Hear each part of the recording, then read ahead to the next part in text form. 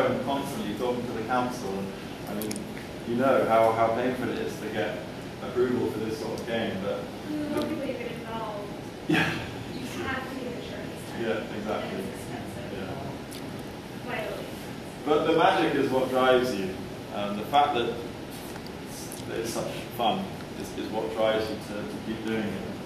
If anyone gets a chance to play this game, they really should. And I want to do a sneaks and bites in San Francisco, so if anyone wants to do that, that'd be awesome. Lombard Street. Lombard Street. The curvy, it's like a curvy. Disney Although it wouldn't be great pieces. I realised we're kind of going over time. I've got a couple more videos I wanted to show you. The tweeter. People might know about the tweeter. It's a crazy animal with GPS awareness, and it tweets and you have to pass it around. It's another one of the projects that came out of the studio. Luke Jerram is an artist based at the studio, and he came up with the Play Me Outdoors concept, which is about chucking pianos around public spaces and getting people to play them. And thousands and thousands and thousands of videos have been uploaded to YouTube of people playing these pianos. It's toured 17 cities around the world. It's an absolutely beautiful idea, and it's using very, very basic technology. It's just a piano. But we've recently linked it up with webcams, so we're streaming live performances and sort of kind of pervasifying what is quite simple. So pervasive that actually you're going to have in Iowa City. There you go. It was in San Jose. I'm not sure. I wasn't involved with the San Jose one. I wish I was. But, I mean, there is a site. It's called Street Pianos. Have a poke around. I was going to show you a few of the videos of the Street Piano project, but I don't think we need to. That might be the last one. Okay, subtle mobs. We talked about flash mobs. I wanted to show you what a subtle mob was. Let's see if this.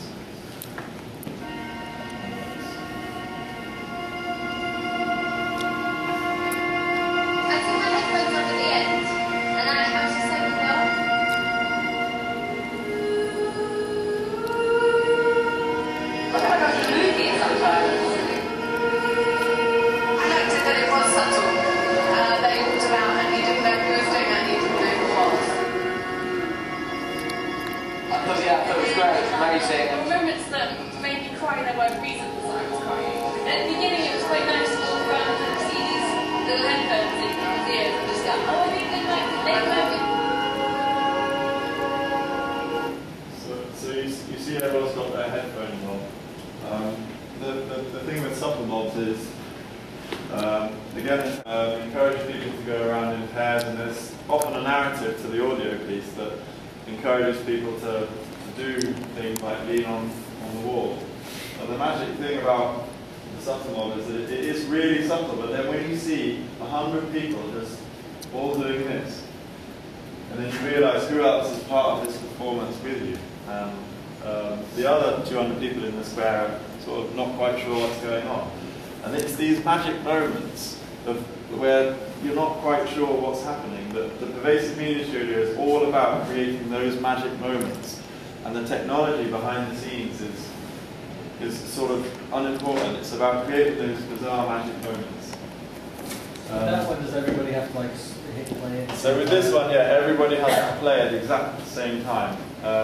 You might remember I mentioned that we do learning and training, and we ran an amazing week for the BBC a few weeks ago. The BBC, one of the world's most respected broadcast institutions, and they're moving half their operation up to Manchester. They're spending £500 million doing it or something, and they hired us to run a workshop to design an experience for visitors to this new site.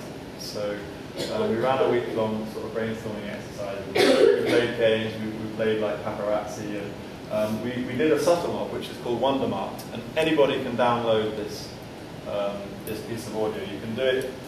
You do it in pairs. So Wondermart, it's called. You download the audio 2 bits of audio because they're ever so slightly different. So you and your partner go to the supermarket, you press play at the same time, and then just some really cool stuff happens. And you just wander around the supermarket listening to the narrative, and you do things, and I don't want to ruin it. I'd really love it if some of you could do that, because it's a great piece. And I think the message I want to convey is that the technology here is really basic, and the experience is really powerful. I'm going to just go back to the slides. I think Calvium perhaps the company that are doing the most kind of technical stuff at the moment. So it's not that the Pervasive Media Studio is purely low-tech, because it's not. They're doing some really fantastic, innovative stuff there, and being groundbreaking is what the studio is about. I will move on. Hopefully you saw some videos. They worked, which I'm happy about. So the PM Studio going forwards, ultimately we want to be producing groundbreaking work, and at the moment that's happening because we do still have a revenue stream, and the commercial interest is building as well, which is fantastic. Working with people like O2, which is a big cell phone carrier over there. Learning and education, that's partly where thoughtden come in. We run events at the studio for professionals, for students, for people that are interested. And the commercial development is also where thoughtden are involved, building connections with companies that are willing to take a risk and commission work that is at the bleeding edge of what's technically possible, but also pushing, we're pushing the boundaries in terms of narrative as well, and content. It's not just technology. And I'll bring it all together with this concept of the pervasive cookbook, which is, that's where we're at as a collective, as a studio. We are putting together all our knowledge about producing pervasive products.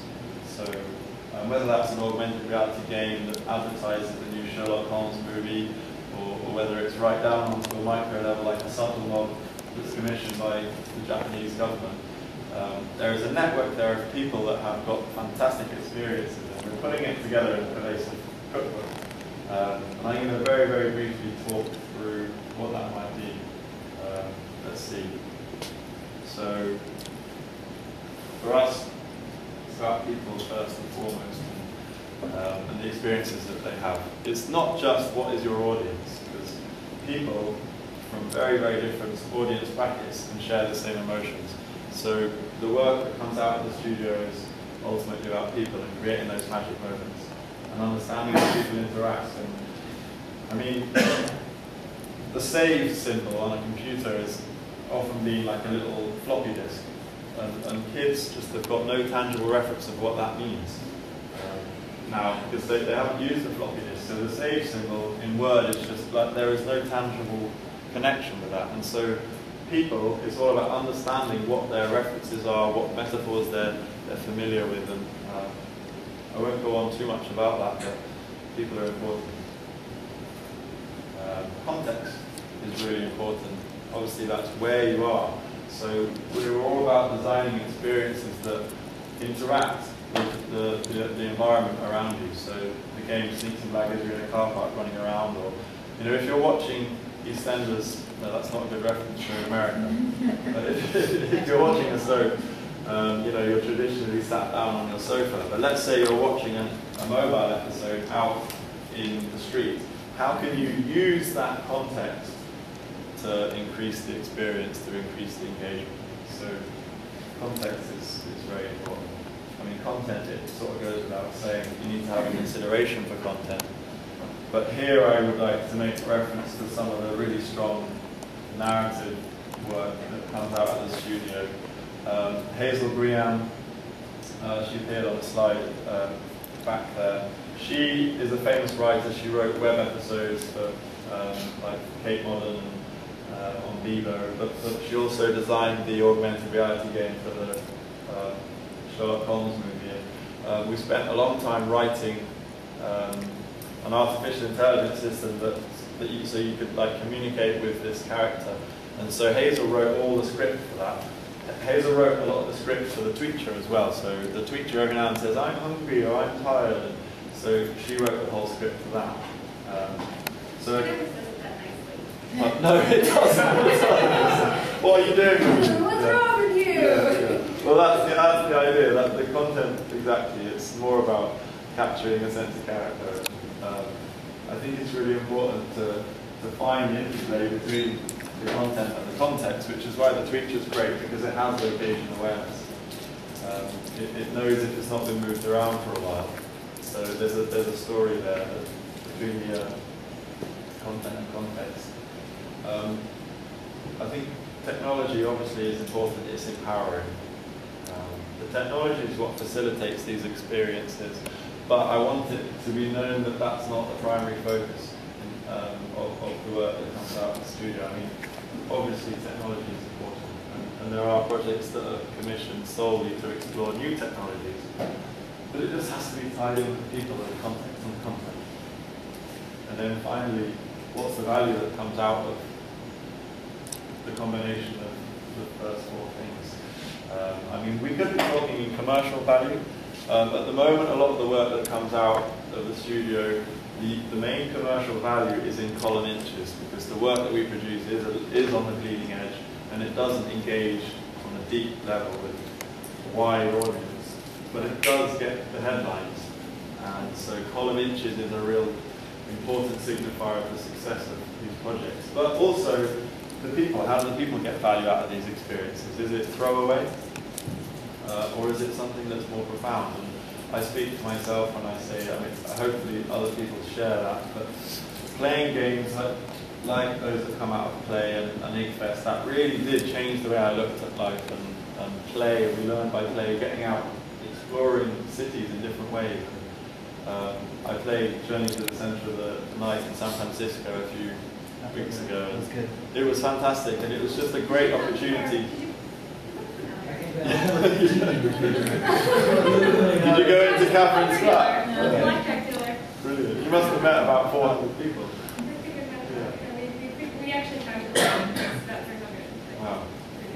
Well, Catherine's house was set up as a kind of bankroll casino, and there were lasers and myths, and you had to play poker. Oh, it wasn't poker. It was blackjack. But it was really nice to have quite an intimate moment, because the rest of the city was the landscape. But yeah, for a tourist to your wonderful city, it was a great way to get to know it in more detail. Just an anecdote about it, it's like so fun to share, is that the fire department thing, stroboscope, because it was actually Sean's smoke machine.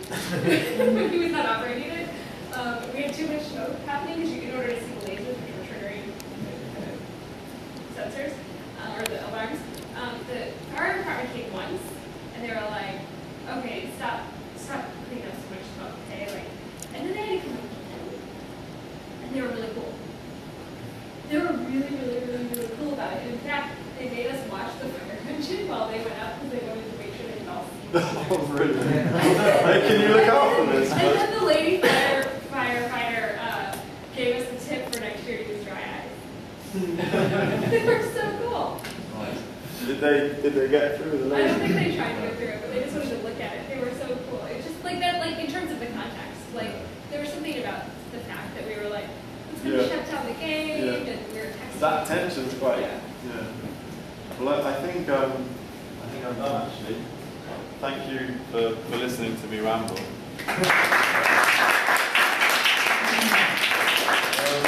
But please, ask some questions. We probably have time for one question. Okay, sorry. Okay, I think it's a good one. So, What's the format of the cookbook? I mean, you talk about what's in it. Is it Okay, digital? good. Do they? Good.